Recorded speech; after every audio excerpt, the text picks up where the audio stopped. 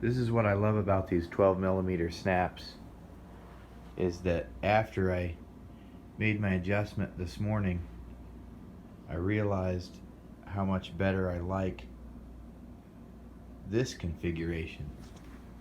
So I was trying to figure out a way to get rid of the foot box and having to use a separate puffy jacket for my feet.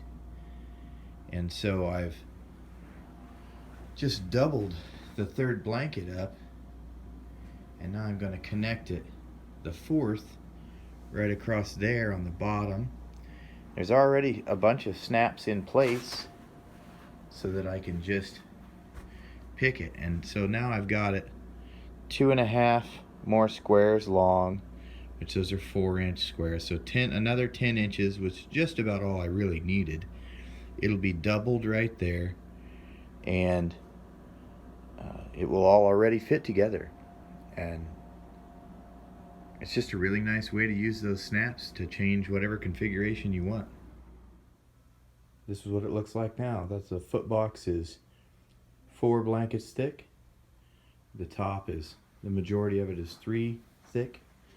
And then the last 10 inches or so is only double thick.